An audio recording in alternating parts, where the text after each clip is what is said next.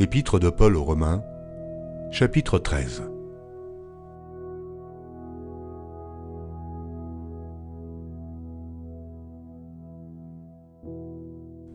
Que toute personne soit soumise aux autorités supérieures, car il n'y a point d'autorité qui ne vienne de Dieu, et les autorités qui existent ont été instituées de Dieu. C'est pourquoi celui qui s'oppose à l'autorité résiste à l'ordre que Dieu a établi, et ceux qui résistent attireront une condamnation sur eux-mêmes. Ce n'est pas pour une bonne action, c'est pour une mauvaise que les magistrats sont à redouter. Veux-tu ne pas craindre l'autorité, fais le bien, et tu auras son approbation. Le magistrat est serviteur de Dieu pour ton bien, mais si tu fais le mal, crains, car ce n'est pas en vain qu'il porte l'épée, étant serviteur de Dieu pour exercer la vengeance et punir celui qui fait le mal. Il est donc nécessaire d'être soumis, non seulement par crainte de la punition, mais encore par motif de conscience. C'est aussi pour cela que vous payez les impôts, car les magistrats sont des ministres de Dieu, entièrement appliqués à cette fonction. Rendez à tous ce qui leur est dû, l'impôt à qui vous devez l'impôt, le tribut à qui vous devez le tribut, la crainte à qui vous devez la crainte, l'honneur à qui vous devez l'honneur. Ne devez rien à personne, si ce n'est de vous aimer les uns les autres, car celui qui aime les autres a accompli la loi. En effet, les commandements, tu ne commettras point d'adultère, tu ne tueras point, tu ne déroberas point, tu ne convoiteras point, et ce qu'il peut encore y avoir se résume dans cette parole. Tu aimeras ton prochain comme toi-même. L'amour ne fait point de mal au prochain. L'amour est donc l'accomplissement de la loi. Cela importe d'autant plus que vous savez en quel temps nous sommes. C'est l'heure de vous réveiller enfin du sommeil, car maintenant, le salut est plus près de nous que lorsque nous avons cru. La nuit est avancée, le jour approche. Dépouillons-nous donc des œuvres des ténèbres et revêtons les armes de la lumière.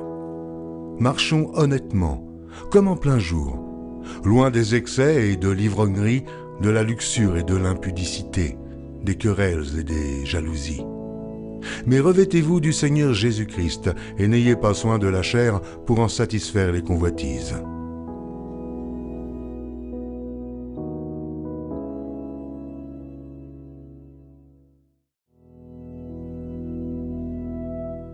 Épître de Paul aux Romains, chapitre 14.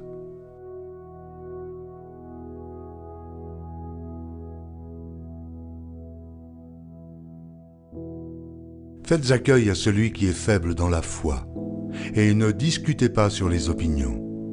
Tel croit pouvoir manger de tout, tel autre qui est faible ne mange que des légumes.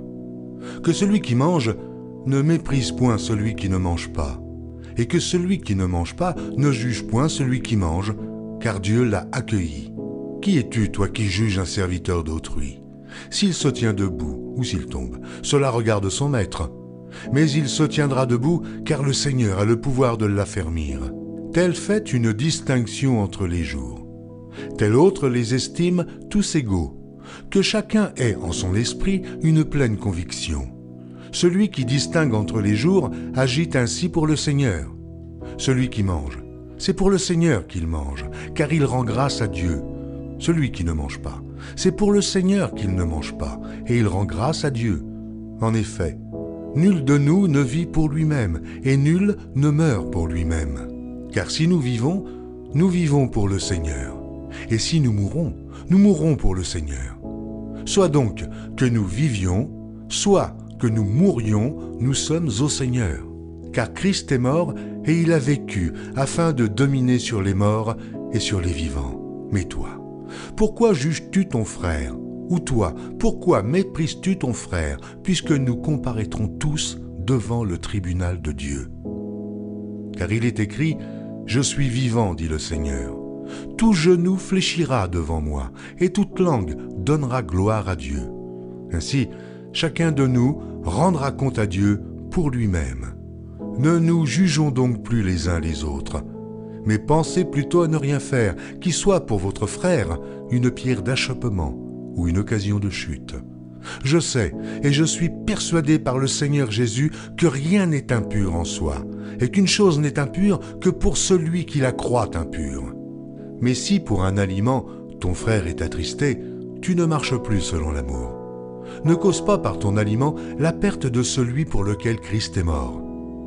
Que votre privilège ne soit pas un sujet de calomnie. Car le royaume de Dieu, ce n'est pas le manger et le boire, mais la justice et la paix et la joie par le Saint-Esprit. Celui qui sert Christ de cette manière est agréable à Dieu et approuvé des hommes. Ainsi donc, recherchons ce qui contribue à la paix et à l'édification mutuelle. Pour un aliment, ne détruis pas l'œuvre de Dieu. À la vérité, toutes choses sont pures, mais il est mal à l'homme, quand il mange, de devenir une pierre d'achoppement. Il est bien de ne pas manger de viande, de ne pas boire de vin, et de s'abstenir de ce qui peut être pour ton frère une occasion de chute, de scandale ou de faiblesse. Cette foi que tu as, garde-la pour toi devant Dieu. Heureux celui qui ne se condamne pas lui-même dans ce qu'il approuve. Mais celui qui a des doutes au sujet de ce qu'il mange est condamné parce qu'il n'agit pas par conviction. Tout ce qui n'est pas le produit d'une conviction est péché.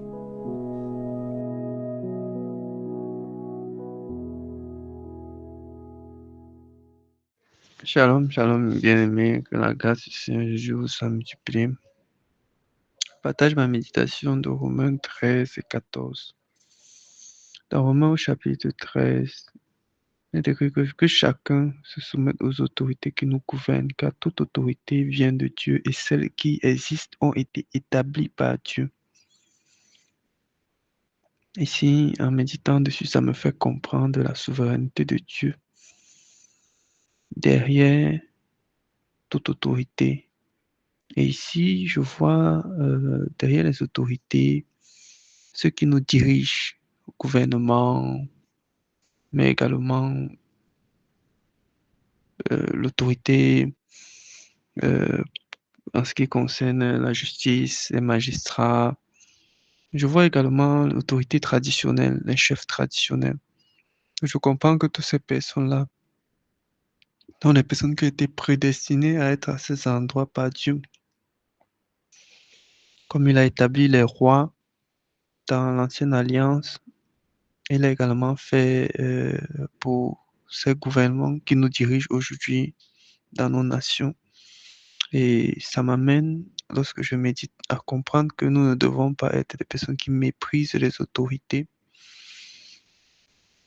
Et dans le monde, c'est une attitude vraiment commune que nous avons de mépriser les dirigeants de nos nations. Mais ici, la parole de Dieu nous enseigne que nous ne devons pas être de ces personnes-là qui méprisent ces dirigeants, mais nous devons être ces personnes-là qui prient pour que les dirigeants de nos nations puissent avoir un cœur incliné à la justice de Dieu, à l'amour de Dieu, à la paix, et non qu'ils ne soient pas des va-t-en-guerre. Donc nous devons prier, intercéder afin que Dieu puisse toucher leur cœur pour qu'ils prennent les bonnes décisions pour la cité. Donc, la parole de Dieu nous enseigne qu'en tant que chrétiens, nous ne pouvons pas être des personnes qui se lèvent contre les autorités, à moins que ceux-ci partent contre la volonté de Dieu. C'est pourquoi la parole dit, c'est pourquoi celui qui s'oppose à l'autorité résiste à l'ordre que Dieu a établi. Ça veut dire que Dieu n'a pas voulu que les chrétiens soient des gens qui vont manifester dans les rues pour chaque décision que les gouvernants vont prendre, mais Dieu veut que nous soyons ces personnes-là qui sont des personnes qui regardent déjà, est-ce que les décisions qui ont été prises font partie de l'ordre de Dieu, qui sont de ces pensées-là, et avant de prendre position.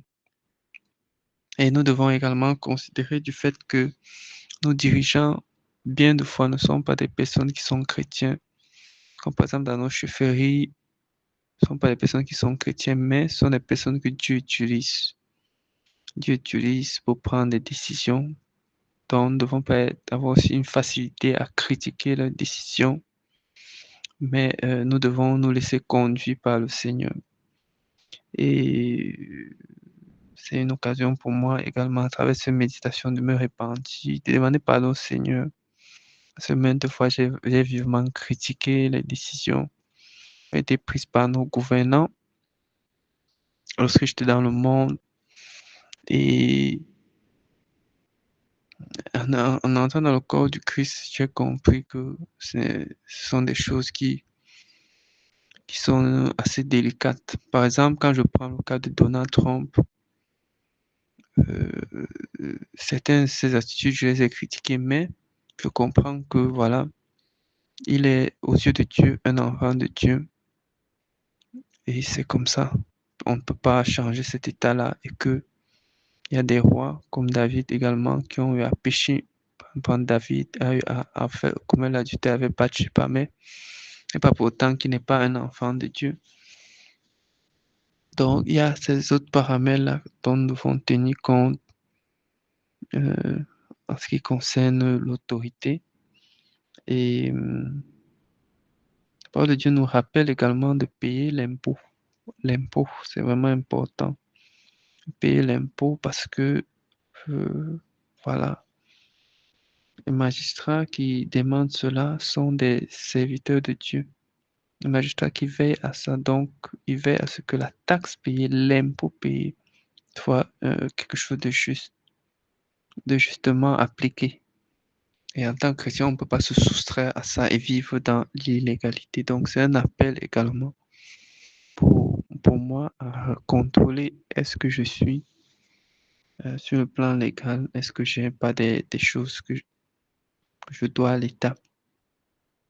Maintenant, la parole de Dieu continue en disant, ne devez rien à personne, si ce n'est de vous aimer les uns les autres, car celui qui aime les autres a accompli la loi. Donc, en méditant dessus, je comprends que quand on dit ne devez rien à personne, c'est comme je l'entends. C'est-à-dire que nous ne devons pas être des personnes qui attendons des autres, qui attendons des autres quelque chose d'autre que l'amour. Nous ne devons pas attendre des autres quelque chose d'autre que l'amour. Et c'est l'amour qui est la principale motivation dans nos rapports avec les autres. Donc, nous n'attendons pas des autres qu'ils soient soumis à nos pieds. Nous n'attendons pas que les autres viennent pour qu'on les exploite, bien que nous soyons ceux-là qui sont exploités par les autres. Dans le corps du Christ, ce que nous attendons des autres, c'est l'amour. Pratiquer l'amour, vivre l'amour, manifester l'amour. Donc, dans nos rapports avec les autres ici, moi, ce qui me vient à l'esprit, c'est que nous ne devons pas entrer dans un principe où on cherche à dominer comme les autres font dans leurs relations, ou à user de la ruse comme les autres font dans leurs relations dans le monde, afin de pouvoir avoir quelques petits bénéfices au travers des relations qu'ils ont. Ce qui doit nous motiver en tant que chrétiens dans les relations avec les autres, c'est l'amour. C'est l'amour. La parole de Dieu poursuit dans Romains 13, verset 11. C'est l'heure de vous réveiller enfin du sommeil, car maintenant le salut est plus près de nous qu'au moment où nous avons cru. Donc, on parle ici de se réveiller, et là, ça me fait penser au réveil spirituel. Aujourd'hui, dans l'Église comme dans le monde, il y a un sommeil profond qui est là. Et on ne peut pas nier cela. Il y a un sommeil profond. Et c'est parce que les assemblées sont dans un sommeil profond que le mal est en train de se répandre autant. Et que, voilà, les gens qui sont dans le monde disent, mais où est cette puissance dont on nous a toujours parlé dans les évangiles? Où sont ces miracles authentiques? Où sont ces guérisons? Les gens s'interrogent et les gens qu'on finit par conclure que votre Dieu là, il n'est pas capable de vous aider. Voilà pourquoi vous êtes obligé de faire un peu dans l'église, un peu ailleurs. Donc il y a un sommeil qui est là et la parole nous fait comprendre que voilà, c'est l'heure de vous réveiller enfin du sommeil.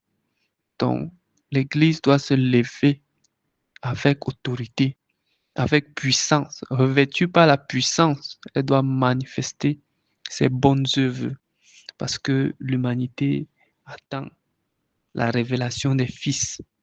Donc, c'est une interpellation à ce que nous nous armions, nous nous revêtons de la sanctification, de la sainteté, que nous revêtons des armes spirituelles pour manifester cette autorité que l'humanité attend de voir. Donc, c'est un appel vivement et je rends grâce à Dieu parce que nous sommes dans cette phase-là et nous sommes nourris par les enseignements. Maintenant, au chapitre 14, on dit au verset 1, accueillez celui qui est faible dans la foi sans discuter ses opinions. L'un a la conviction de pouvoir manger de tout, l'autre qui est faible dans la foi ne mange que des légumes. Celui qui mange de tout ne méprise pas celui qui ne le fait pas, et que celui qui ne mange pas de tout ne juge pas celui qui le fait, car Dieu l'a accueilli. Amen. Donc je vois que la parole de Dieu ici, quand je médite, ça me fait comprendre que voilà, il y a des personnes qui sont faibles par rapport à d'autres dans la foi. Il y aura toujours des personnes comme ça. Donc tout le monde ne peut pas être au même pied d'égalité. La parole de Dieu dit qu'on ne doit pas blâmer ceux qui sont faibles. Donc le Seigneur ne blâme pas ceux qui sont faibles. Le Seigneur encourage et fortifie. Il veut qu'on encourage et fortifie ceux qui sont faibles, qui sont différents de ceux qui sont rebelles. Et la parole de Dieu ici prend le cas de la nourriture pour que certaines personnes ne puissent pas, voilà, parce qu'ils mangent de tout, mépriser ceux qui ne font pas certaines choses. Et au travers de ça, je comprends vraiment que nous devons faire attention. Parce que ce n'est pas parce que quelqu'un fait quelque chose dans le corps du Christ et l'autre ne le fait pas par faiblesse qu'il va se mettre à mépriser l'autre. Si tu réussis par exemple à faire et tu te laisses conduire par le Seigneur, tu réussis à manifester quelque chose et l'autre, il essaye mais il ne réussit pas. Ce n'est pas pour autant que tu vas le mépriser parce que si tu le fais, le Seigneur va te corriger. Attends-toi à une correction. Que tu l'acceptes ou tu ne l'acceptes pas, que tu n'y prends point, que tu prennes garde ou pas, attends-toi à une correction. C'est pourquoi le Seigneur continue en disant, qui es-tu pour juger le serviteur d'un autre? Qui tienne bon ou qui tombe, cela regarde son Seigneur. Mais il tiendra bon, car Dieu a le pouvoir de l'affermir. Donc la volonté de Dieu n'est pas que à la moindre faiblesse, voilà, la personne tombe, la personne abandonne. La volonté de Dieu est que par cette faiblesse-là, lui-même puisse se glorifier, Seigneur Jésus, au travers de cette faiblesse. Donc pendant que Dieu le regarde comme celui-là qu'il faut soutenir, fortifier, encourager, il ne faudrait pas que nous soyons de ceux-là qui le regardent comme celui-là qu'il faut plutôt blâmer et mépriser parce qu'on manifeste une chose et cette personne ne la manifeste pas. Quand je poursuis ma méditation, dans le verset 8, on dit ainsi, soit que nous vivons, soit que nous mourons, nous appartenons au Seigneur. Donc, on nous fait comprendre clairement que notre vie n'est plus pour nous-mêmes. Notre vie est pour Christ. Qu'on vive ou qu'on meure, on fait pour Christ. Donc, ça veut dire que la finalité de notre existence, c'est le Seigneur. Ce n'est plus nos parents, ce n'est plus nos désirs personnels, c'est pour accomplir cette volonté du Seigneur. Et c'est pour ça que le Seigneur nous a accordé le Saint-Esprit. La parole de Dieu nous interpelle beaucoup ici à ne pas mépriser, ne pas se mépriser les uns les autres, parce que quand je me dis, je comprends que nous avons chacun un bagage qu'il faut évacuer dans nos cœurs, un bagage de péché qu'il faut évacuer dans nos cœurs. Le temps que tu prends pour mépriser un frère, une sœur, en même temps là, si tu avais pris ça pour tes péchés, tes propres fautes, ça t'aurait permis de progresser davantage dans la sanctification.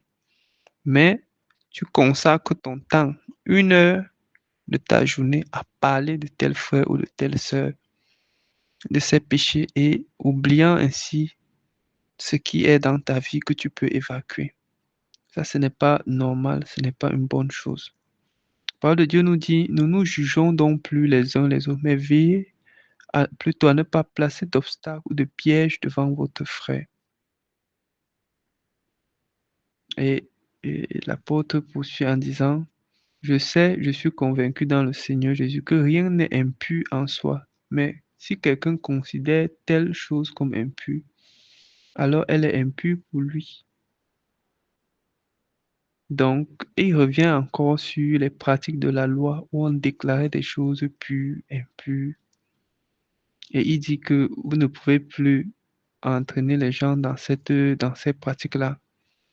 Si vous prenez cette décision, sachez que vous le faites pour vous-même. Ce n'est pas pour tout le monde. Et c'est vraiment il est en train de reprendre vraiment ce qui s'attachait encore aux œuvres de la loi pour les faire comprendre que ne vous attardez plus sur ces choses-là. Mais considérez que il faut pratiquer l'obéissance au Seigneur. Et ce n'est pas en faisant ça que vous allez être justifié. Et il dit, le royaume de Dieu, ce n'est pas le manger et le boire, mais la justice, la paix et la joie par le Saint-Esprit. Celui qui sert Christ de cette manière est agréable à Dieu et approuvé des hommes. Donc, pour dire aux gens que vraiment, ce n'est pas en allant choisir ce qui est pur, ce qui est impur, comme dans les œuvres de la loi, que vous allez être plaire au Seigneur. Ça se voit qu'après l'Église naissante, il y avait encore des bastions où on pratiquait la loi dans les cœurs des gens. Et ça m'interpelle encore qu'on peut sortir des dénominations, avoir encore l'esprit dénominationnel. Et quand je médite, il dit tout ce qui ne provient pas d'une conviction de foi est péché. Cela m'amène vraiment à comprendre que nous devons faire ce qui convainc notre cœur. Nous devons laisser que Saint-Esprit convainc notre cœur avant de poser des actes. On doit se laisser conduire par le Saint-Esprit. Parce que c'est le Saint-Esprit qui amène la conviction de foi. Si le Saint-Esprit ne nous convainc pas et que nous posions un acte, cet acte-là ne sera pas accompagné d'amour. Et ce sera fait selon la chair. Je prends seulement le cas de l'aide. Si tu dois aider un frère que ça ne vient pas de ton cœur, mais qu'on t'a contraint à le faire, alors vous voyez que ce n'est pas agréable au Seigneur. Donc voilà en quoi consiste ma méditation. Que le Seigneur vous bénisse abondamment. Shalom, shalom et bien-aimés, que la grâce et la paix du Seigneur vous soient renouvelées. Aujourd'hui, nous allons je veux partager avec vous ce que le Seigneur a mis dans mon cœur par rapport au chapitre 13 et 14 de Romains. Alors, tout d'abord, j'ai été très encore touchée par le verset 1 qui parle de toute autorité. J'ai pu comprendre encore à quel point toute autorité vient de Dieu, même si c'est un tyran, même si c'est un escroc, même si c'est quelqu'un qui fait la corruption. En fait, j'ai pu comprendre à quel point l'autorité que Dieu met ne dépend pas du caractère de cette autorité. parce que c'est Dieu dans sa souveraineté qu'il fait ce qu'il veut. Donc, ça m'a encore interpellée. C'est comme si je voyais à quel point, avant peut-être je disais oui, l'autorité, mais je mesurais ici le fait que l'autorité peut être n'importe comment, même un sataniste ou bien, mais le Seigneur le met là. Et ça semble parfois humainement incompréhensible, même quand on parle avec des personnes qui disent que mais comment vous pouvez me dire que tel président, c'est le Seigneur qui l'a mis là-bas. Donc on pense que celui que le Seigneur va mettre va être quelqu'un de doux, quelqu'un qui va suivre le Seigneur, pourtant il met qui il veut en fait. Et c'était assez bouleversant quand même. Mais on doit accepter ainsi parce que ça ressort de la souveraineté de Dieu et on ne peut pas contester avec lui. Parce que surtout le mot qu'il a dit, il dit que les autorités qui existent ont été instituées de Dieu. Donc cette phrase m'a vraiment profondément touchée. J'ai dit, waouh Seigneur, donne-moi de faire vraiment attention. De faire vraiment attention. D'où la nécessité, comme on m'a même dit encore les instructions qu'on nous a données, de ne pas critiquer les gouvernants. De ne pas, même s'ils font n'importe quoi, de ne pas les critiquer, mais d'avoir le respect pour eux. De ne pas médire d'eux.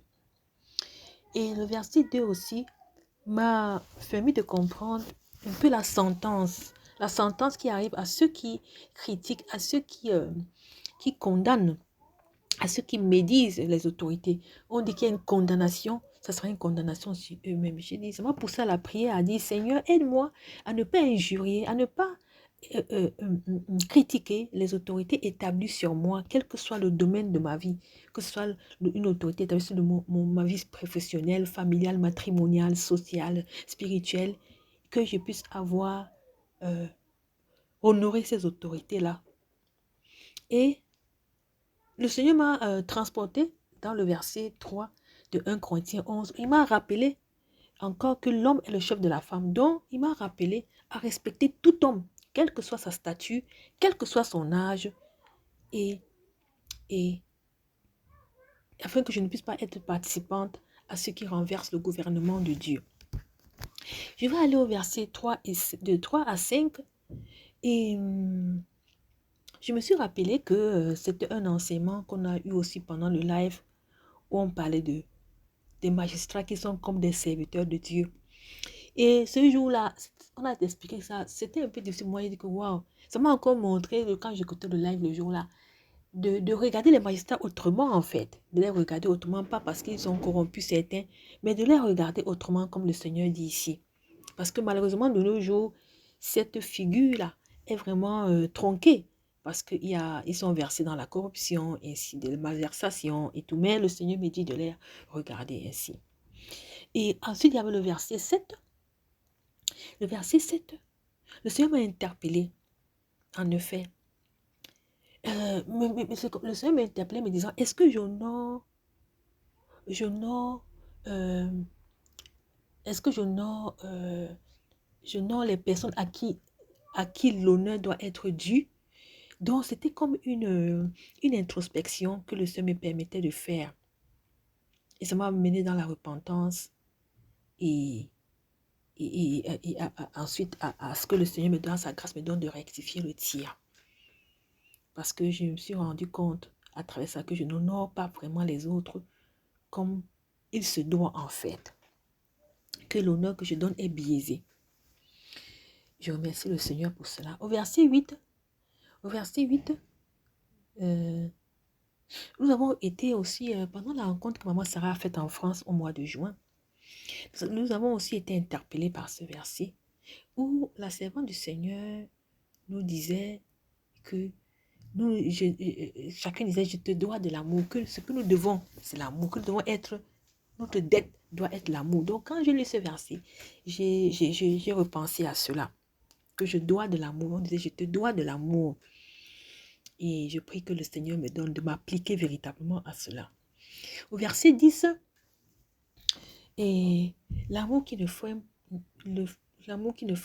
point de mal. Et ça m'a poussé à dire ceci au Seigneur, que le Seigneur rende mon cœur, sonde mon cœur et me donne d'aimer de la bonne des façons. De la bonne des façons. Ensuite, je vais aller au verset 11 à 14. J'ai reçu ça comme une interpellation, comme un rappel, comme une exhortation.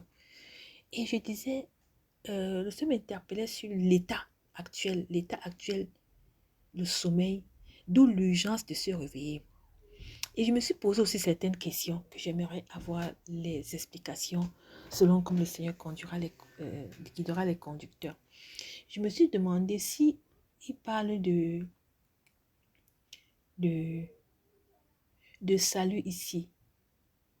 Oui, il parle de salut. Il dit, car maintenant le salut est plus près de nous que lorsqu'on avons. Donc je pensais que le salut, c'est-à-dire l'enlèvement, c'est-à-dire le retour du Seigneur. Et puis au verset 12, il parle de la nuit est avancée. J'aimerais savoir, ça veut dire que le jour de l'enlèvement arrive est plus proche, comment dirais-je? Oui, le retour du Seigneur est plus proche qu'avant. Donc, ce sont mes questions que je voulais bien comprendre quand il parle de la nuit avancée. Le jour approche. Donc, j'ai dit le jour du retour du Seigneur, c'est ça, approche. C'est-à-dire le jour de l'enlèvement. C'est ça que je voudrais savoir. Donc, j'ai dit, ces versets m'ont poussé d'où la nécessité d'une vie de sanctification à outrance, de radicalisme. Et ces versets m'ont encore interpellé, se dépouiller afin de se revêtir, afin de marcher comme le Seigneur veut. Donc, il faut toujours un dépouillement, un nettoyage. D'où encore le cahier de la mise en pratique du nettoyage. Donc, je pouvais comprendre un dépouillement des choses mauvaises, des choses que nous avons dans le cœur, et un revêtement de la nature de Christ, comme il le dit même, des choses bonnes, et afin de marcher dans ce qui est bon, dans les voies du Seigneur, dans l'honnêteté, l'intégrité, la droiture, la crainte de son nom et la sainteté. Et il a cité cinq choses que nous devons nous en débarrasser: la luxure, l'ivrognerie, l'impudicité, les querelles et les jalousies. C'était encore une occasion pour sonder son cœur afin de pouvoir s'éloigner de ces choses. Je vais jeter au chapitre 14. Au chapitre 14, il y a le verset 1. Le verset 1, on dit ne discutez pas sur les opinions. Je voulais avoir une question par rapport à ça.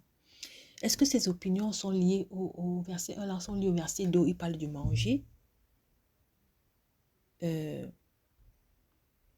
Ou alors c'est d'autres opinions, toutes les opinions en général, ou c'est seulement dans ce contexte-ci?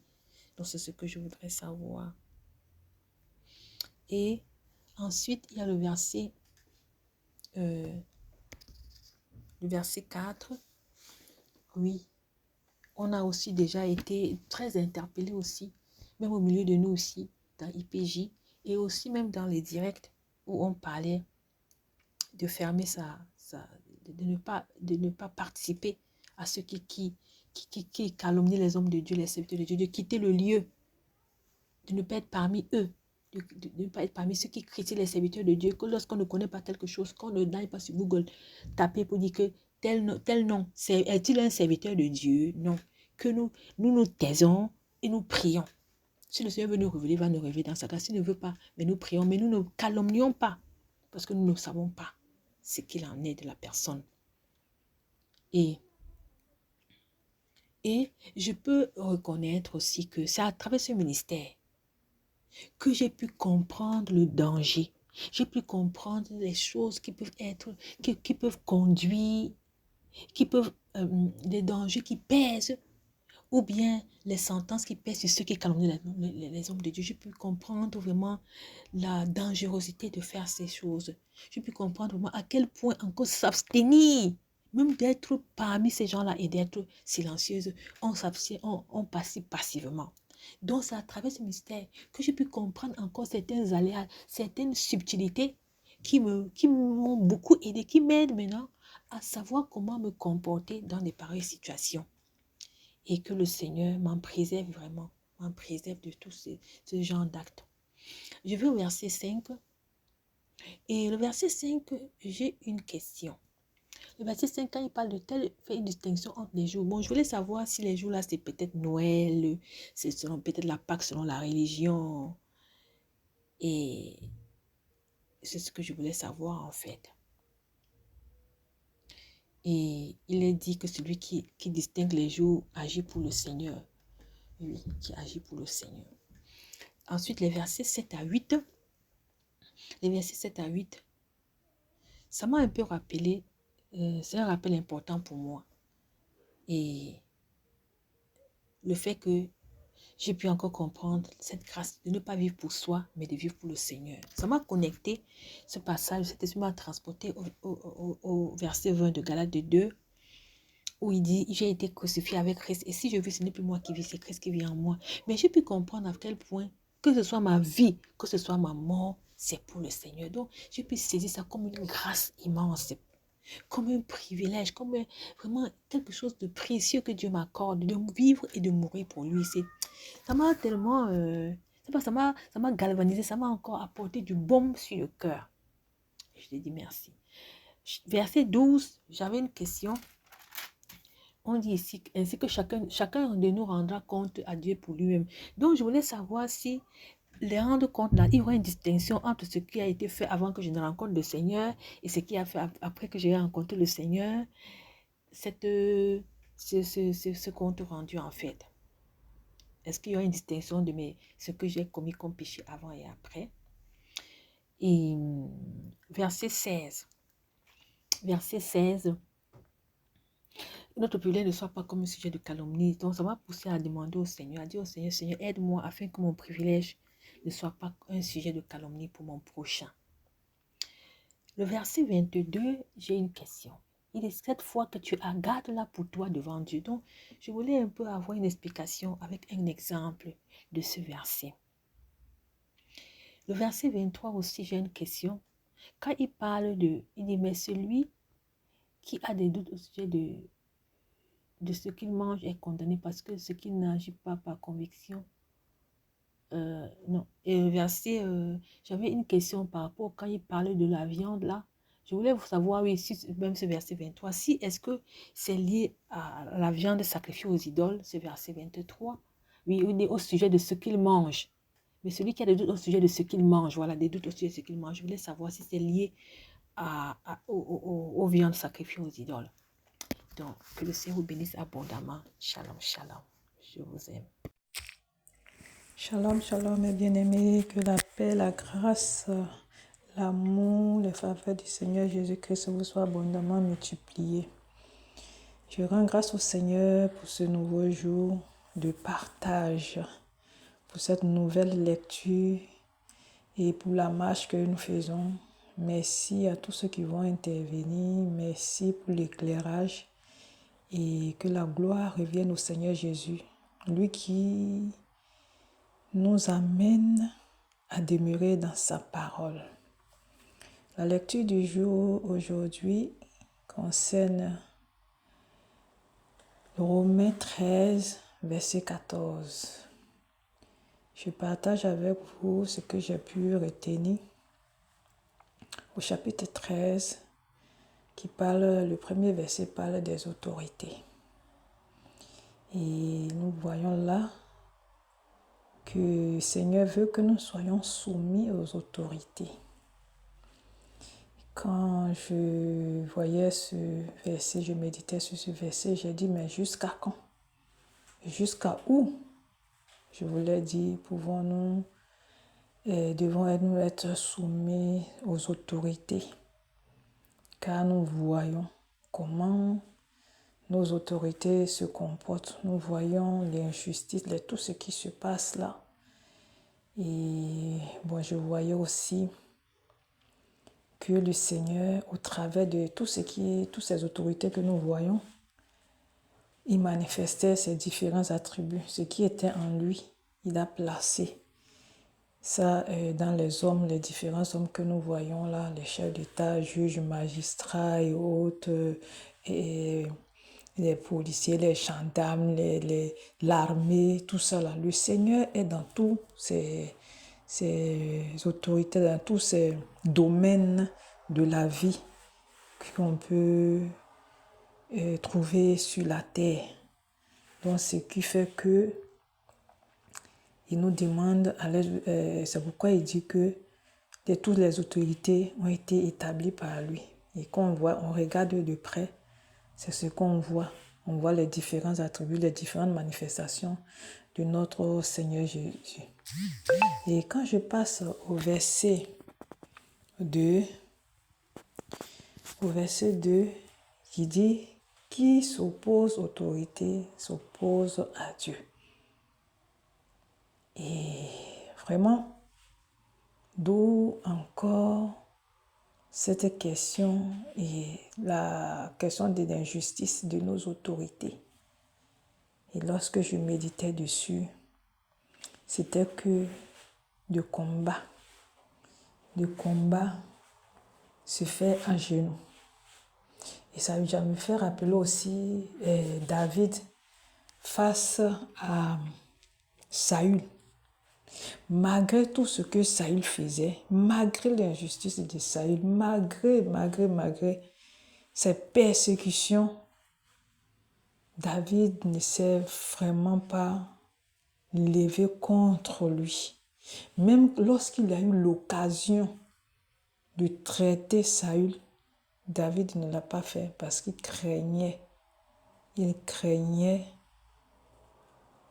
Pas qu'il craignait Saül, mais il craignait celui qui a établi Saül. C'est à cause de Dieu, à cause du Seigneur, que David se comportait ainsi, parce qu'il voyait l'autorité, il voyait que c'était le Seigneur qui avait placé Saül. Malgré que Saül, devant le Seigneur, était déjà éliminé, déchu. Ça n'a pas donné l'occasion à David de le mépriser. Mais nous, aujourd'hui, qu'est-ce qu'on voit? Moi-même, j'ai fait partie, que Dieu vraiment me pardonne parce que j'ai eu à participer à ces gens de se critiquer, mal parler des autorités, les chefs d'État, ici, par là. Vraiment, dans toute l'ignorance et tout. Et parfois, il m'arrive encore de mériter quand tu vois l'injustice qui se passe contre les autorités, vraiment de mériter. Surtout durant le Covid, là où les gens obligeaient les gens à faire les choses ou quoi que ce soit. D'où encore ma question, c'est jusqu'à quand, jusqu'à où il faut obéir, il faut se soumettre aux autorités.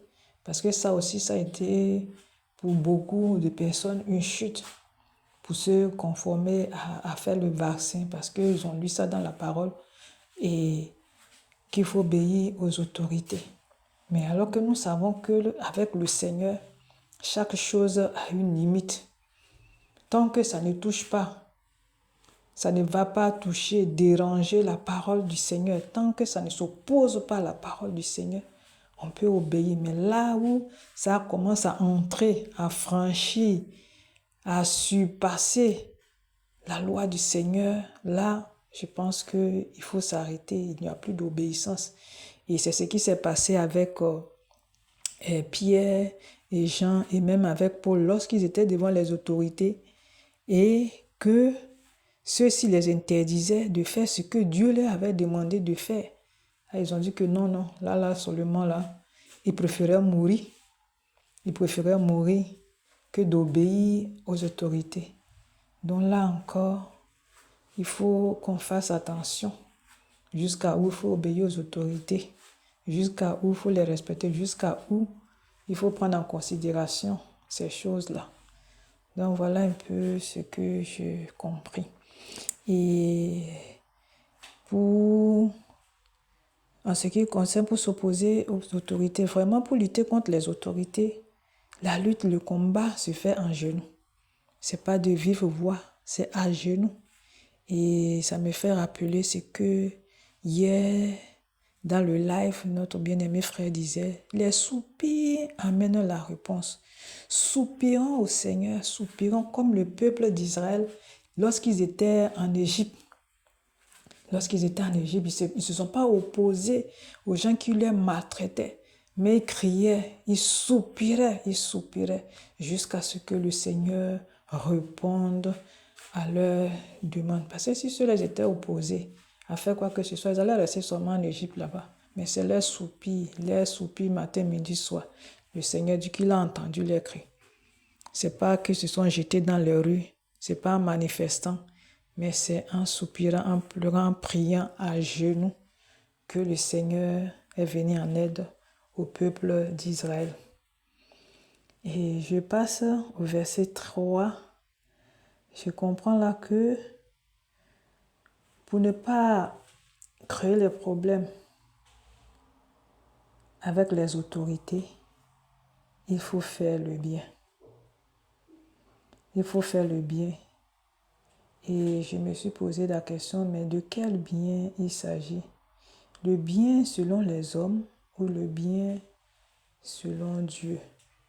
Parce que je vois que même les apôtres, ou bien disons les chrétiens, ce qu'on fait, ce n'est pas que nous faisons le mal. Nous parlons du royaume, mais les autorités s'opposent. Ils maltraitent les gens, ils créent des lois contre nous. Et c'est de quel bien il s'agit? C'est de quel bien qu'on dit de faire le bien? C'est de quel bien il s'agit? Je sais que c'est vrai, voler n'est pas bien, mentir n'est pas bien, toutes ces choses-là, c'est pas bon. Quand tu es dans ton coin aussi, tu n'as pas de problème. Mais nous voyons que même parler du Seigneur qui a fait le bien, parfois ça te crée des problèmes. Ça te crée des problèmes. Dans certains pays, on te tue à cause de ça. On te jette en prison à cause de ça. Pourtant, tu n'as pas fait de mal. Donc, c'est de quel bien il s'agit. Maintenant, je passe au verset 4. Il faut respecter les autorités. Ils sont établis, car les autorités sont les serviteurs de Dieu. Donc là, je dis, bon, les serviteurs de Dieu. Et j'ai noté que les serviteurs de Dieu, qu'on appelle quelqu'un serviteur de Dieu, ce n'est pas seulement ceux qui portent la Bible, ceux qui prêchent, ceux qui évangélisent. Ce ne sont pas seulement les apôtres, les prophètes et autres qui sont appelés serviteurs de Dieu. Même les païens qui sont placés, les chefs d'État, quel que soit ce qu'ils font, ils sont appelés serviteurs de Dieu. Toute personne, ça montre encore que toute personne sur cette terre-ci est, d'une manière ou d'une autre, un serviteur de Dieu. Du moment où le Seigneur t'utilise pour faire quelque chose, tu es son serviteur. Si tu t'utilises pour faire quelque chose, il te place dans une position, tu es un serviteur. C'est pourquoi on nous dit que lorsque nous travaillons, nous devons travailler comme si nous étions en train de servir Dieu. De servir Dieu. Donc les autorités, les serviteurs de Dieu ne sont pas seulement ceux qui portent la Bible. Et nos enseignants, à chaque fois, n'arrêtent pas de dire que même Satan même est un serviteur de Dieu. Ce n'est pas les serviteurs de Dieu au sens où maintenant c'est divulgué, où tout le monde, quand on dit serviteur de Dieu, celui qui a la grosse Bible, celui qui a ceci, celui qui prêche, celui qui chasse les démons, les trucs autres. Dans le serviteur de Dieu, c'est toute personne, toute autorité que le Seigneur utilise pour sa gloire. Amen. Et maintenant, je passe au verset 7. Le verset 7 qui dit de rendre. Bon, là, j'ai écrit, rendez à César ce qui est à César et à Dieu ce qui est à Dieu. Parce que là-bas, ça parle de payer les impôts, payer les taxes, payer dessus, payer sur ça. Et je crois même que par rapport à ça, on avait eu un enseignement avec le frère Gaël. Mais je ne me souviens pas trop. J'ai essayé de chercher. J'ai cherché un peu par rapport aux impôts parce qu'il avait un peu décortiqué. Et lorsque le fait de payer les impôts, il avait essayé de parler de ça, mais bon, je n'arrivais pas à retrouver. Je pense que le frère va m'aider à retrouver cet enseignement-là, si ma mémoire est bonne. Maintenant, je passe au verset 8. Ne devez rien à personne. Ne devez rien à personne. Et je disais que devoir, ne devez rien à personne. C'est-à-dire que si ce n'est que de l'amour. Comme pas de devoir ici, j'ai vu le devoir là comme une dette. Une dette à payer. Et lorsque la dette là, on doit payer. Lorsque tu as une dette avec quelqu'un, devoir ici c'est donner quelque chose. C'est-à-dire que tu as quelqu'un a sa chose, tu as pris. Ne devait rien à personne si ce n'est que l'amour. Donc l'amour était chez quelqu'un et maintenant ça se trouve chez moi. Et je dois rendre l'amour là à la personne. Et cette dette-là est éternelle.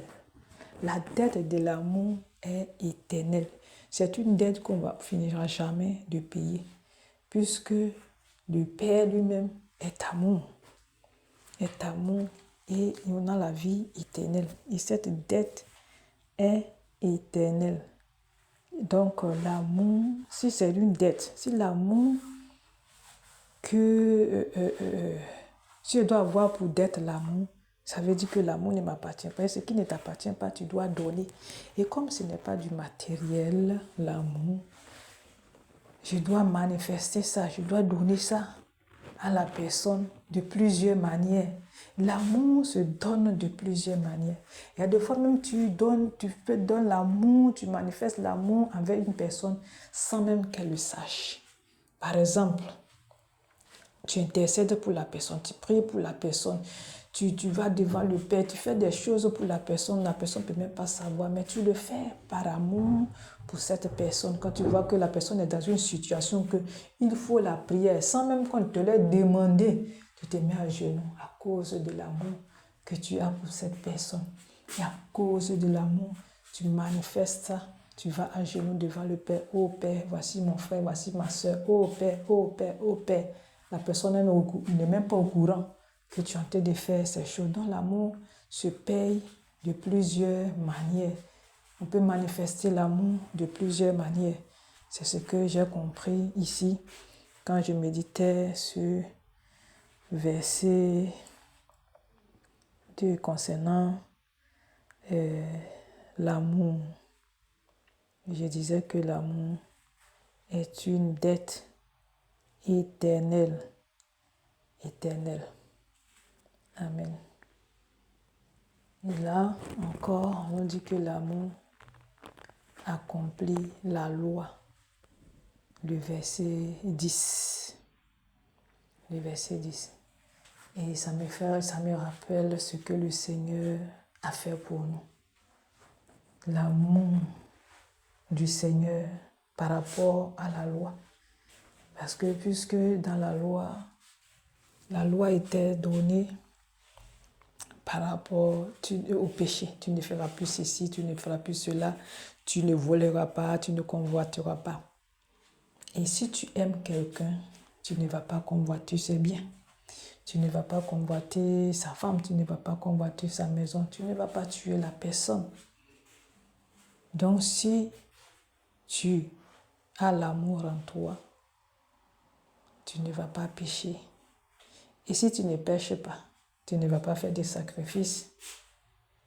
Et c'est ce que notre Seigneur Jésus-Christ a fait. Même ses ennemis, il les aimait.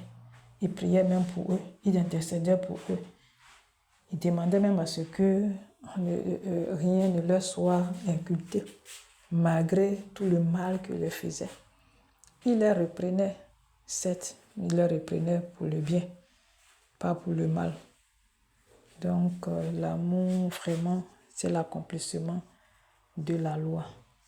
Que le Seigneur m'aide à aimer, à avoir cet amour véritable, à avoir l'amour véritable. Que le Seigneur nous aide. Que le Seigneur vraiment nous aide. Et lorsque je passe au verset 14, qui parle de la chair. Et là, il faut faire une différence entre l'amour et la convoitise de la chair. Il ne faut pas s'aimer. Ce n'est pas l'amour charnel. Cet amour qu'on dit Aime ton prochain comme toi-même. C'est quelle partie de moi-même que je dois aimer? C'est l'être intérieur ou c'est la chair ou c'est... Bon, quelle partie de moi parle-t-on? Parce que puisqu'on nous dit de ne pas à prendre soin de la chair. Donc on voit là que vraiment il faut vraiment faire attention. Il faut vraiment faire attention à l'amour. Parce qu'il y a des gens qui aiment tellement leur corps qu'ils sont prêts à tout. Je pense que ce n'est pas de cet amour-là qu'il s'agit. Que quand on parle de soi-même, là, ça doit être l'être intérieur. Pas l'amour de la chair. Mais ça ne veut pas dire aussi qu'on doit négliger sa chair. On doit négliger sa peau, on doit négliger son corps. Mais de là à... qu'est-ce que je vais dire? À vraiment s'idolâtrer. Avoir son corps comme je ne sais que dire. Vraiment, c'est vraiment un problème. Parce que nous savons que la chair, là, a ses désirs qui sont contraires à ceux de l'esprit. Donc là, maintenant, on doit faire attention sur l'amour qu'on dit d'avoir de soi-même afin de pouvoir aimer l'autre comme soi-même, là. Vraiment, il y a qu'on doit faire vraiment attention. Et ici, le conducteur peut m'éclairer sur cette partie-là du verset 14. Moi et la chair, comme j'ai intitulé. Maintenant, je passe au chapitre 14. Le chapitre 14 parle beaucoup du manger et du boire, de la nourriture, des interdictions, du passé, des privations et de par là. Et nous sommes dans une génération où il y a tellement de révélations que chaque jour, il y a des révélations qui sortent pour dire que tel aliment, on ne doit pas manger. Et il y a des groupes de personnes qui imposent ça à leurs fidèles pour dire que ça, on ne doit pas manger parce que ça souille. Parce que ça souille. Pourtant, le Seigneur, ici, est tenté de nous mettre en garde sur ces choses. Sur le même, le Seigneur là, met les choses en garde. Nous met en garde sur ces genres de choses, du manger et du boire. Que le royaume des cieux ne consiste pas sur le manger et du boire. Comment encore il vient révéler à d'autres personnes sur certaines choses qu'on ne va pas manger parce que c'est ceci, parce que c'est cela. On interdit, ne mange pas la sauce graine parce que c'est le sang. Ne mange pas la tiquée parce que c'est fermenté. Et du là, non seulement ils disent que c'est fermenté, et ils mangent le pain qui est fait avec le levure, qui est aussi fermenté. Donc là, c'est vraiment compliqué. Et pour ceux qui connaissent mon histoire, savent de quoi il s'agit, où on nous interdisait. Franchement, c'était une loi, des interdictions passées. De la nourriture, parce que dit-on que ça souille. Parce que ça souille, ça n'amène pas à la perfection. Parce qu'on doit arriver à la perfection, donc il y a certaines nourritures qu'on ne doit pas manger pour qu'on soit parfait. Donc vraiment que le Seigneur nous aide. Que le Seigneur nous aide à voir ces choses-là. Et vraiment à faire attention dans cette génération-ci. Quand j'ai lu ça, j'ai dit, mais comment je n'ai pas pu voir ce genre de choses? Comment je n'ai pas pu voir l'écriture ainsi? Je n'ai pas eu cette capacité. Pourtant, j'ai lu la Bible. J'ai lu ça. Je suis passé même sur ces versets. Mais ça n'a pas attiré mon attention. Et gloire soit rendue à Dieu que c'est maintenant. Maintenant, quand je lisais ça, ça me rappelait ces choses que j'ai passées concernant la nourriture, les interdictions de nourriture, la nourriture qui souille, la nourriture pour ne pas manger, pour arriver à la perfection et autres. que c'est le Seigneur qui a donné l'interdiction. Le Seigneur dit de ne pas manger, le Seigneur dit de ne pas faire ceci, de ne pas faire cela. Et le même Seigneur là parle ici pour nous dire que de ne pas juger les gens ou punir les gens sur ces champs de choses concernant la nourriture. En tout cas, vraiment que le Seigneur nous aide à cette époque-ci où il y a tellement de révélations, l'époque des révélations. Que le Seigneur nous aide. Donc voilà un peu ce que j'ai pu noter durant ma lecture de ce jour. Que le Seigneur vous bénisse abondamment. Shalom, shalom aux autres qui vont intervenir. Que le Seigneur vous bénisse. Shalom aux conducteurs. Shalom à ceux qui vont nous écouter. Shalom. Shalom, shalom mes bien-aimés. Que la paix et la miséricorde de notre Seigneur et Sauveur Jésus-Christ de Nazareth vous soient abondamment multipliées. Je rends grâce à Dieu pour cette autre opportunité qui nous donne encore en ce jour de passer du temps dans la lecture et la méditation de sa parole. Aujourd'hui, nous devons lire les livres de... Nous continuons dans le livre de Romains. Les textes du jour sont les chapitres 13 et 14. Donc, je vais tout de suite vous faire part des points qui m'ont marqué particulièrement. On va commencer par le chapitre 13. Le verset 1 et 2. Que toute personne soit soumise aux autorités supérieures, car il n'y a point d'autorité qui ne vienne de Dieu. Et les autorités qui existent ont été instituées de Dieu. Donc, moi je pouvais comprendre par là que le pouvoir vient d'en haut. Le pouvoir vient de Dieu. Il n'y a personne ici qui ne s'est autoproclamé tout seul, président ou ministre ou quoi. Il y a une hiérarchie à suivre et au-dessus de toute cette hiérarchie, il y a celui qui a ordonné, qui a prescrit cette hiérarchie, qui est le Seigneur Jésus-Christ. Donc, et la suite du verset 2 nous dit, c'est pourquoi celui qui s'oppose à l'autorité résiste à l'ordre de Dieu. Et c'est le Seigneur qui a dit déjà que nous devons respecter nos autorités. Nous devons respecter le droit. Si quelqu'un n'obéit pas aux autorités, c'est qu'il désobéit tout d'abord à Dieu.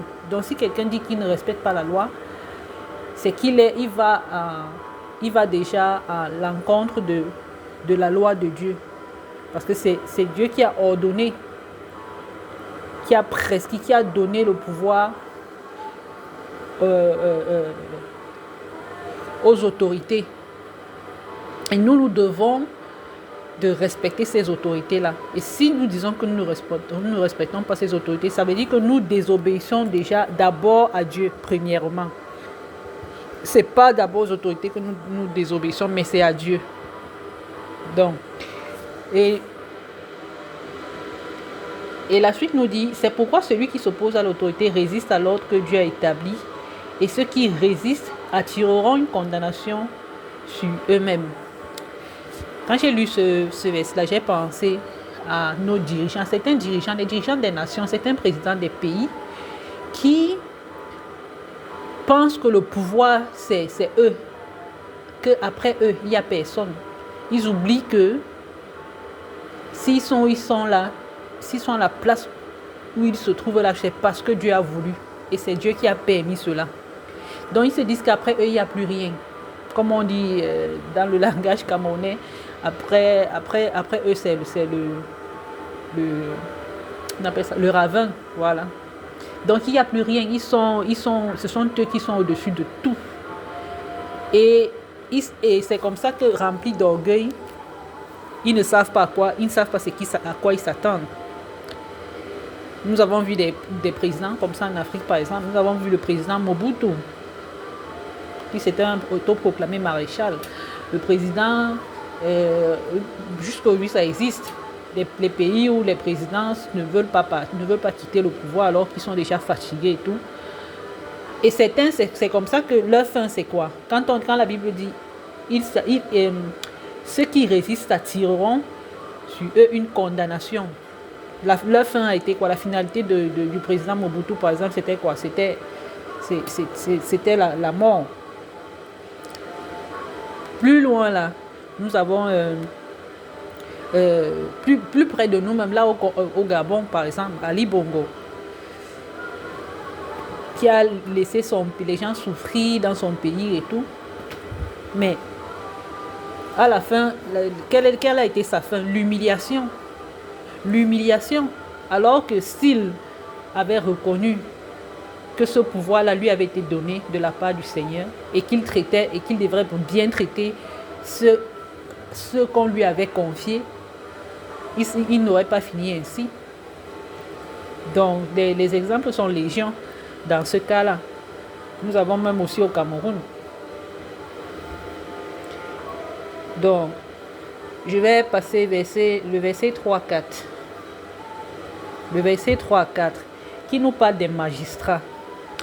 Et malheureusement, les magistrats, moi quand j'ai lu ces passages, je me suis dit, est-ce qu'aujourd'hui, ces magistrats-là même connaissent même réellement qu'ils sont des serviteurs de Dieu, outre le fait qu'ils soient qu'ils aient été nommés par l'État et tout. Mais est-ce qu'ils savent même réellement? Bon, je suis sûr que beaucoup ne savent pas pourquoi ils sont magistrats. C'est juste que, bon, voilà, on veut les grands postes, les grands titres, on aspire à ça et tout. Mais je pense qu'un magistrat, proprement dit, devrait d'abord savoir l'impact spirituel de cette profession-là. Devrait connaître c'est-à-dire, parce que je me rappelle quand j'étais encore au lycée, en classe et terminale, j'avais un camarade qui disait toujours que lui, il aimerait être magistrat. Mais moi, je pense que lui, vu déjà comment il était, c'est vrai qu'il était dans les dénominations comme à l'époque, comme moi aussi, c'était quand même un jeune homme assez pieux. Donc moi, je pense que... et aujourd'hui, par la grâce de Dieu, il est magistrat. Et je prie que, j'espère par exemple, qu'il exerce ce métier-là selon les convictions qu'il a eues dès le début. Parce que je pouvais voir en lui vraiment quelqu'un qui sait pourquoi il faut être, qui sait ce qu'il doit faire, son rôle en tant que magistrat. Il sait que non, c'est un appel de Dieu. Ce n'est pas qu'on se lève, on va acheter ce poste-là. Et il a vraiment suivi son rêve. Et à la fin, son rêve s'est accompli. Le Seigneur a permis. Et aujourd'hui, il est magistrat. Donc, j'ose croire que réellement, qu'aujourd'hui, il est en train d'exercer ce métier-là vraiment selon les normes bibliques. Donc, ça, c'est encore un appel aux magistrats qui ne savent. Je prie vraiment que tous ces magistrats-là sachent vraiment ce à quoi ils sont appelés. La Bible dit que ce sont des ministres de Dieu. Ce sont des ministres de Dieu et ils ont reçu le droit de punir. Ils sont là-bas comme Dieu, quoi. Punir vraiment ceux qui s'opposent à la loi. Hein? Ils sont là pour exercer la vengeance. Ils sont là pour exercer pour les sanctions à tous ceux qui vont à l'encontre de la loi. Ah, c'est vraiment désolé qu'aujourd'hui on ne voit pas ça. On les voit, ils sont là beaucoup, c'est seulement l'argent. Voilà, des condamnations à tort, à travers, corruption à gauche, à droite, juste pour avoir de l'argent.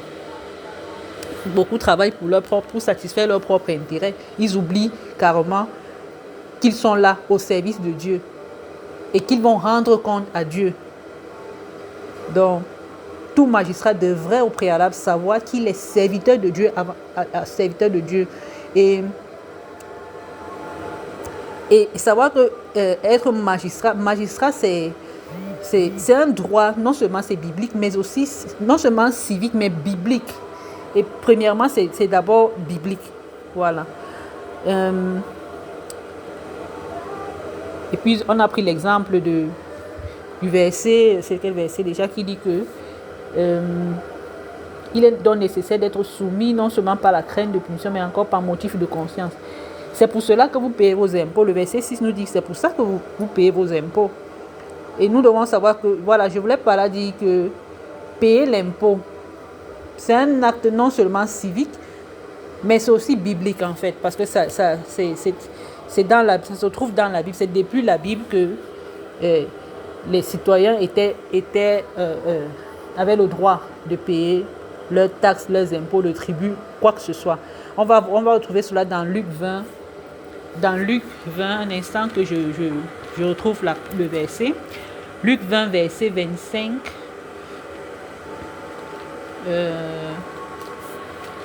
Verset 25.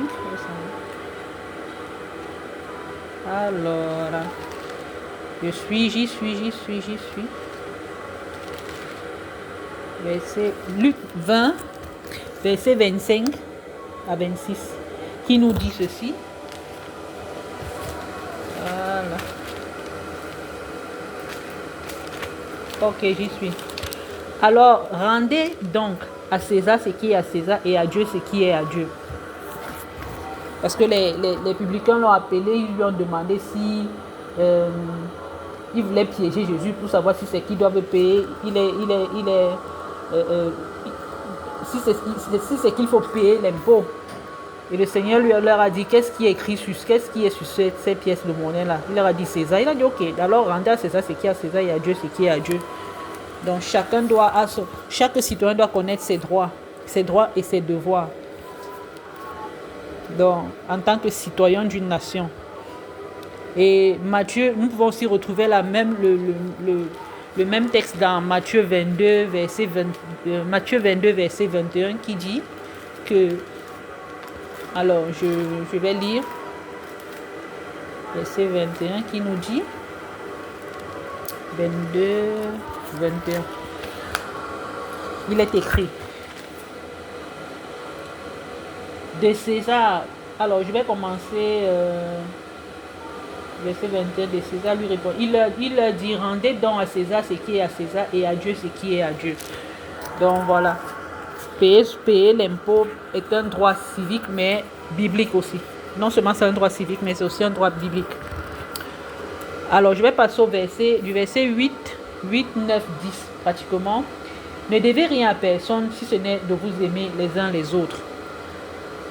Et la suite du verset nous fait comprendre que tous les 10 commandements qui ont été donnés dès le commencement à Moïse se résument en un seul point. Tous les 10 commandements de la Bible, ou alors toute la loi de la Bible se résume en un seul point, en une seule loi qui est d'aimer son prochain. Aimez-vous les uns les autres. Le Seigneur nous appelle à nous aimer les uns les autres, qui est un amour sans hypocrisie, un amour qui ne fait pas de mal, qui ne fait point de mal. Donc, il nous demande de ne pas nous devoir. La seule chose que nous devons nous devoir, pardonnez la répétition, la seule chose que nous pouvons devoir à l'un d'entre nous, c'est de l'amour. De l'amour et rien que de l'amour. Un amour vraiment naturel. Pas d'hypocrisie, un amour qui ne soupçonne pas de point de mal, qui ne fait pas de mal, comme il le dit ici. Ne devez rien à personne si ce n'est de vous aimer les uns les autres, car celui qui aime les autres a accompli la loi. Donc toute la loi se résume en un seul mot: aimez-vous les uns les autres. Ne devez rien à personne. Et tu aimeras ton prochain comme toi-même. Voilà en quoi toute la loi de la Bible se résume. Tout ce qui est dit dans la Bible se résume en un seul mot. Jésus a quitté son trône.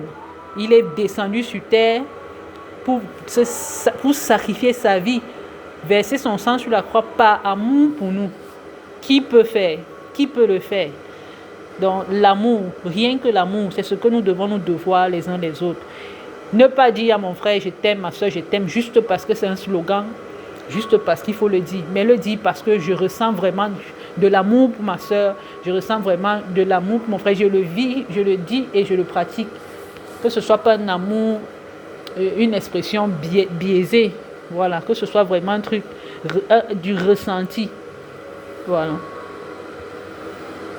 Et au chapitre 11, le chapitre 11 jusqu'à la fin, il est question. Bon, voilà, je pouvais comprendre ici que nous sommes... Non, chapitre 11, pas jusqu'à la fin. Chapitre 11 à 13, il est temps de se réveiller. Nous vivons les derniers temps et nous devons sortir. Il est temps de se réveiller. La fin des temps est là. Et le Seigneur Jésus est à la porte. Et les jours, il est temps de se réveiller car la fin est proche et les jours sont mauvais. Jésus-Christ est à la porte. Nous ne devons plus être encore en train de vivre dans les ténèbres, d'accomplir les œuvres des ténèbres. Nous devons nous dépouiller de tout cela et chercher à vivre comme les enfants de lumière, parce que nous sommes la lumière du monde. Et nous devons vivre dans le jour et non dans la nuit, parce que la fin est proche et Jésus est à la porte. Nous devons être prêts. Donc voilà, nous devons sortir de tout ce qui est ténèbres et marcher, comme il le dit, marchons honnêtement comme en plein jour, loin des excès, de l'ivrognerie, de la luxure et de l'impudicité, des querelles et des jalousies. Nous devons nous éloigner de toutes ces choses-là. Que le Seigneur vraiment nous accorde cette grâce de nous éloigner de l'impudicité, des querelles, des jalousies, de l'ivrognerie, de la luxure. Que le Seigneur nous accorde la grâce, vraiment. Ensuite, je vais passer au dernier verset qui est le verset 14, où il est écrit, je pouvais comprendre ici que, dans ce verset que nous devons nous revêtir du Saint-Esprit.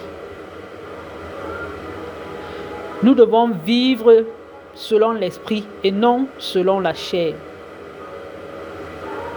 Parce que il est écrit, mais revêtez-vous du Seigneur Jésus-Christ et n'ayez pas soin de la chair pour en satisfaire les convoitises. Nous devons nous revêtir du Seigneur Jésus-Christ. Et qui dit se revêtir du Seigneur Jésus-Christ dit se revêtir du Saint-Esprit. Nous devons chercher le Saint-Esprit. Nous devons vivre selon les œuvres de l'Esprit, parce que ceux qui vivent selon l'œuvre de la chair, ceux qui s'affectionnent aux choses de la chair, à la chair, auront pour récompense les œuvres de la chair. Or, nous devons nous affectuer aux choses de l'Esprit pour avoir pour récompense des il est écrit dans... Alors, il est écrit, et n'ayez pas soin de la chair pour en satisfaire les convoitises. Parce que l'homme, sans Jésus-Christ, nous devons nous revêtir du Seigneur Jésus-Christ. Parce que sans Jésus-Christ, l'homme est tourné vers le péché. L'homme est livré à lui-même. Et qui dit livré à lui-même, c'est livré à sa chair. Et la chair te pousse à pécher. La chair te pousse au péché. Et le Seigneur nous demande de nous éloigner de toutes ces œuvres, de ne pas vivre selon la chair, mais de vivre selon l'Esprit. De vivre selon l'Esprit. Donc, car, voilà. Et nous le retrouvons. Nous l'avons lu il y a quelques jours dans Romains 8, verset 5, il est écrit, ceux en effet qui vivent selon la chair s'affectionnent aux choses de la chair, tandis que ceux qui vivent selon l'Esprit s'affectionnent aux choses de l'Esprit. Donc le Seigneur nous demande vraiment de nous éloigner de tout ce qui est chair pour pouvoir, et de nous revêtir de l'Esprit Saint de Jésus-Christ afin de vivre selon l'Esprit. De ne pas chercher parce qu'une vie sans Jésus-Christ, c'est une vie perdue, c'est une vie vouée au péché en fait. Donc voilà ce que j'ai pu retenir du chapitre 13. Bon, le chapitre 14, j'ai pas relevé grand chose, mais sinon le premier verset nous demande de faire accueil, faites accueil à celui qui est faible dans la foi et ne discutez pas sur ses opinions. Parce que parfois on a tendance au fait que non, on pense qu'on connaît trop, on maîtrise mieux les choses de l'Église, de l'Esprit, que peut-être quelqu'un qui vient à peine de se convertir, qui n'est pas encore fermé. La Bible nous demande de ne pas le faire. Au contraire, d'accueillir celui-là qui vient d'entrer et de l'aider, de le soutenir, de l'accompagner dans sa marche. Donc, Et je vais aller, et puis il nous dit, et puis la suite nous demande de ne pas chercher si quelqu'un te dit peut-être qu'il ne mange pas telle chose, et toi tu dis que tu manges, mais il faut pas, moi la suite du verset en fait, ça me fait penser à ceux qui sont toujours là pour critiquer n'importe quoi. Et tu dis peut-être que moi non, moi je mange pas ceci, et l'autre dit que non, lui il mange plutôt cela. Ça porte, non, la Bible nous demande de ne pas le faire. Vraiment, nous devons laisser chacun libre de ses choix, libre de ses convictions. Ne pas chercher à être une occasion une pied d'achoppement pour l'évolution de l'autre. Non. Respectons chacun ses opinions, respectons chacun ses choix. Voilà, c'est un peu ça. Et bon, je n'ai pas relevé grand chose ici. Je vais passer directement au verset 19. Recherchons ce qui contribue à la paix et à l'édification mutuelle.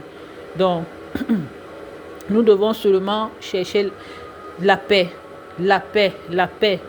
C'est-à-dire, éloignons-nous de tout ce qui peut s'aimer la division, les querelles et tout. Mais cherchons vraiment entre nous toujours de demeurer dans la paix. Et des choses qui vont nous édifier, passer le temps dans les partages, la méditation de la parole, voilà, les louanges, l'adoration.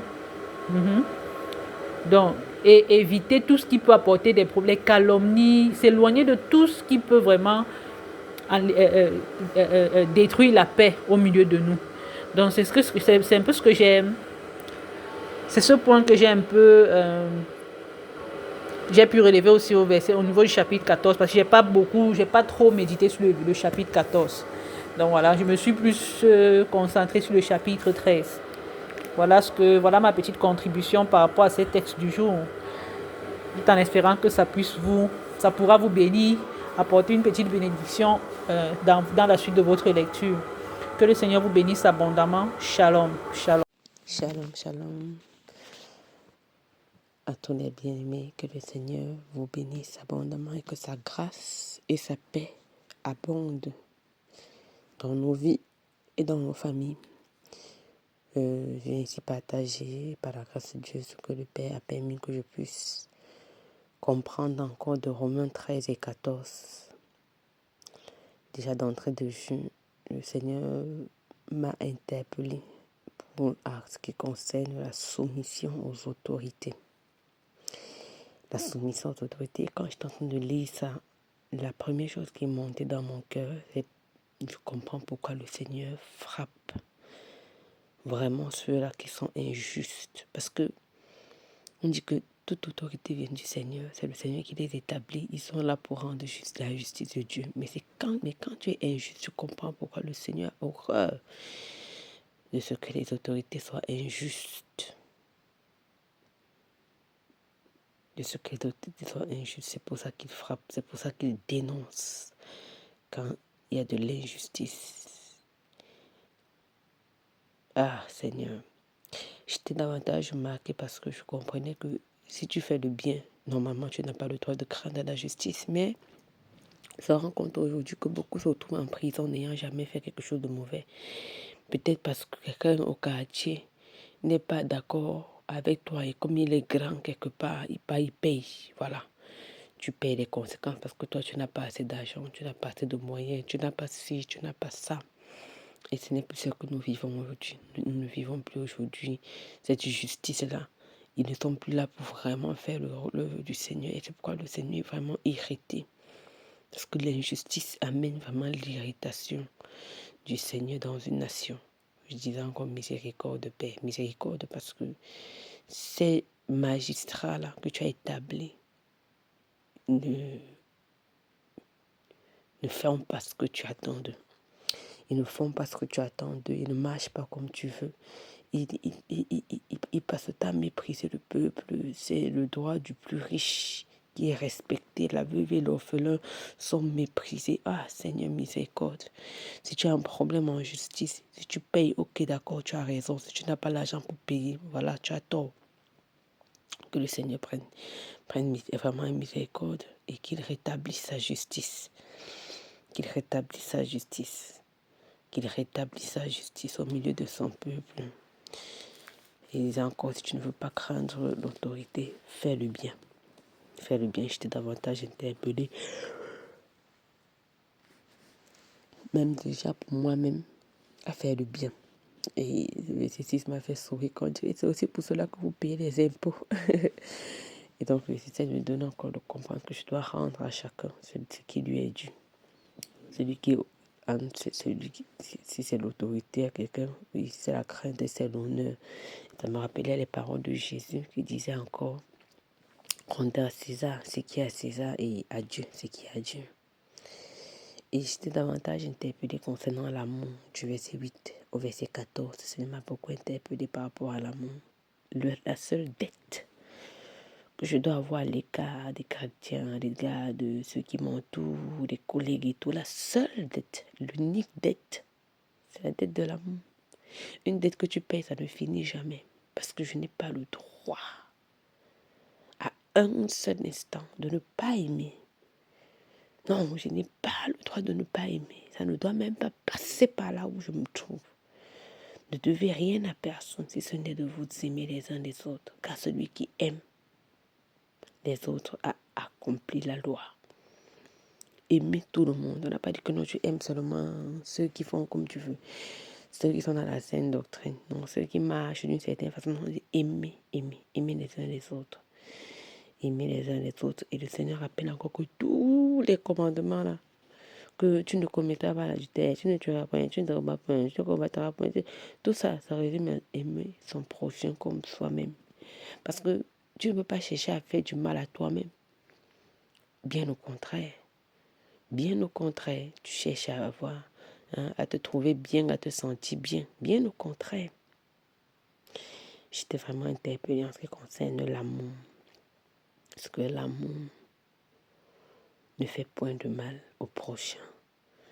L'amour est l'accomplissement de la loi.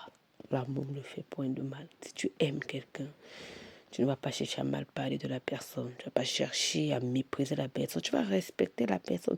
Tu ne vas pas entrer chez la personne et faire comme si, oh non, la personne est ceci, c'est là. Que le Seigneur nous aide. Le Seigneur nous aide à aimer. Ce que tu ne veux pas qu'on te fasse, tu ne feras pas ça à l'autre. Il y a des gens qui rentrent chez toi, non. Je te dis, tu commences à te poser des questions que mais la personne, si et moi, on avait des problèmes avant. Seigneur, viens nous en aide. Que le Seigneur nous aide à aimer véritablement l'autre comme nous-mêmes. Et à ne faire que ce qu'on aime, on espère qu'on nous fera. Et on n'aura pas de problème avec ça. Et le Seigneur m'interpelle encore. Réveiller du sommeil, même avec les lives et tout ça. Ça nous aide. Ce n'est pas facile. Ce n'est pas facile. Mon Dieu, à laisser faller comme ça. Tu dis, Seigneur, ça va aller. C'est l'heure de nous réveiller enfin du sommeil. C'est l'heure de nous réveiller enfin. C'est l'heure de te réveiller. Jeanne, c'est l'heure de te réveiller. Réveille-toi. Ne dors plus. Ne dors plus parce que la nuit est déjà avancée. Le jour approche. Il faut te dépouiller. Je t'ai interpellé encore au dépouillement. Au dépouillement. Dépouillement, ce qui concerne l'intérieur, le caractère qui n'est pas du Seigneur, enlevé. En ce qui concerne l'extérieur, les habillements qui ne sont pas du Seigneur, enlevé. Il m'a prié encore que Seigneur montre-moi encore en moi, dans mon cœur, dans mon caractère, dans mon habillement, dans ma façon de faire et d'agir. Ce que tu attends de moi, que je puisse enlever, que je puisse retirer, que je puisse dépouiller. Révèle-moi, Seigneur. Aide-moi à me revêtir de toi. Et j'étais encore marqué quand on a dit mon vêtement doit être le Seigneur Jésus-Christ. Mon vêtement, on a dit revêtez-vous du Seigneur Jésus-Christ. Mon vêtement, le vêtement que je porte doit être Christ. Christ en moi, l'espérance de la gloire. Mon vêtement doit être le Seigneur Jésus-Christ. Mon vêtement intérieur, comme Esther, je m'habille, je me mets comme ça, je dis, est-ce que ça, c'est un habillement d'une sainte femme? Quand je pose un acte, je dis, est-ce que ça, c'est un acte d'une sainte femme? Christ doit être mon habillement. Et dans le chapitre 14, le Seigneur m'a davantage interpellé. Je me rappelle que ce chapitre 14, là, c'est souvent l'un des tests, parce qu'il y en a plusieurs. C'est l'un des tests que les gens ont l'habitude d'utiliser pour justifier le fait qu'il faut fêter Noël. Les gens ne fêtent Noël, on dit qu'ils ont fêté Noël. Pourquoi?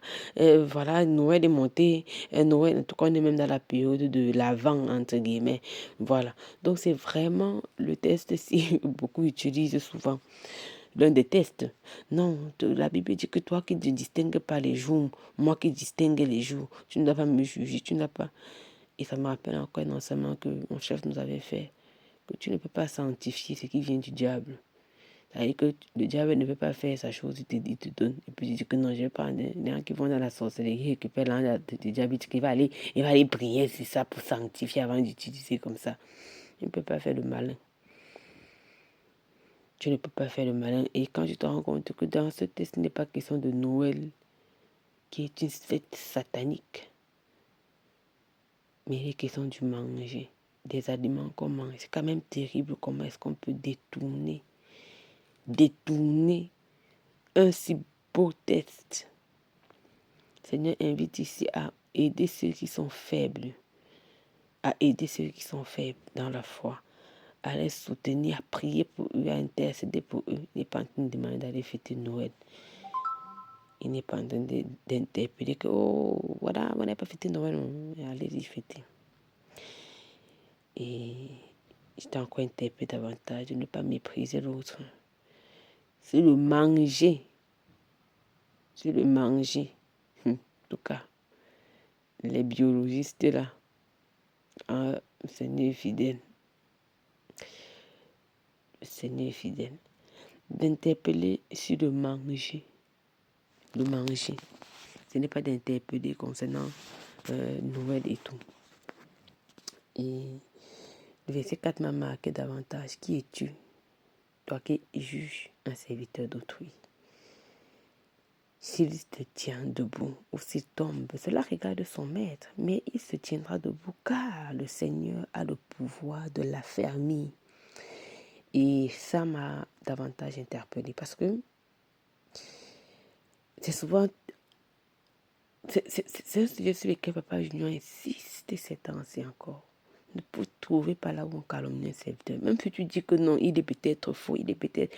Ne pars pas là-bas. Ne te trouve pas dans ces milieux-là. Il faut les fuir parce que laisse le Seigneur gérer.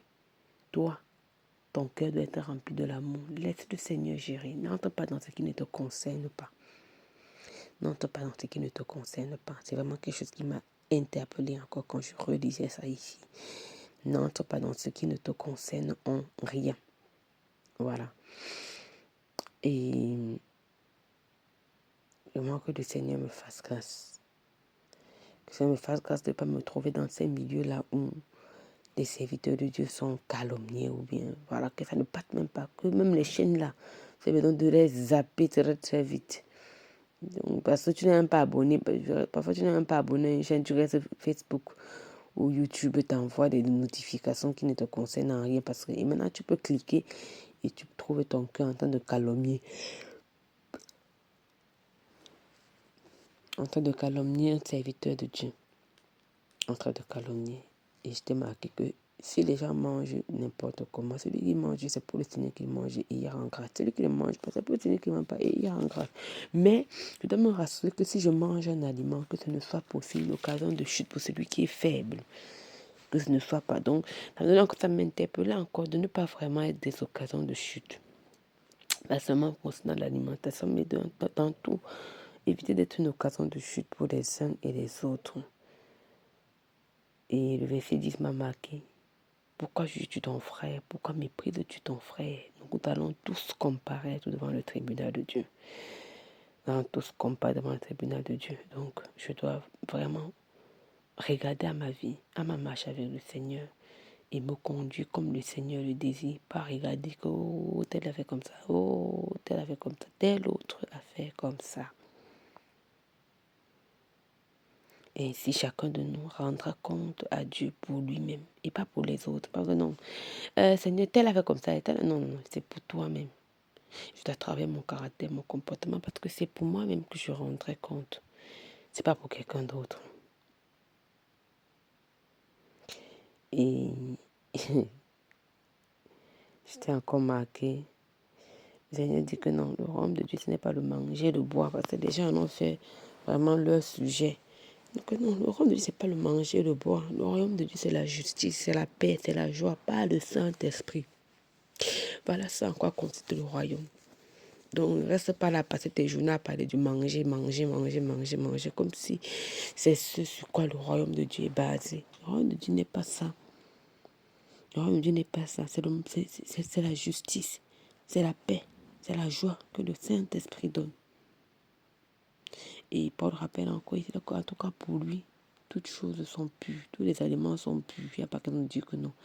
Et c'était vraiment encore interpellateur parce qu'ici, il y a les Juifs et il y a les Grecs, on va dire ça comme ça, donc les gentils ou bien bref. Et donc, c'était avec leur loi qui disait que non, on ne mange pas tel animal, on ne mange pas tel. Paul vient leur dire que donc ça n'a rien à voir avec Noël. Ça n'a encore, pour répéter encore, ça n'a rien à voir avec Noël. Il vient leur dire que non, c'est pas parce que toi tu ne manges pas que tu vas dire que celui qui mange pas un problème. Tout est pur. Laisse-le. Voilà, tout est pur. Et ça m'a davantage marqué de ne pas être une occasion de chute. S'abstenir de ce qui peut être pour ton frère une occasion de chute, de scandale ou de faiblesse. Et pour terminer, le fameux verset 23, oh, tout ce qui n'est pas fruit d'une conviction est un péché. Maman, tous les gens ont utilisé le verset, c'est là, non. Malaxé dans toutes les sauces. On a mangé ça dans toutes les sauces, la sauce tomate, le gombo, le taro, on a vraiment la sauce graine. C'est un verset que Jacques a mis dans toutes les sauces pour malaxer. Parce que quand tu dis à quelqu'un, quand tu parles à quelqu'un de la vérité, il dit que non, comme il n'est pas convaincu, s'il le fait, c'est un péché. Ça dit que c'est quand même terrible. Quelque chose est écrit littéralement dans la parole. Tu dis que non, le Seigneur dit ça dit que tout ce qui n'est pas convaincant. Tu dis que non, le baptême au nom du Père, du Fils et du Saint-Esprit, le lavage qu'on a fait sur le visage des gens, là, ce n'est pas non. Tout ce qui n'est pas fruit d'une conviction est péché.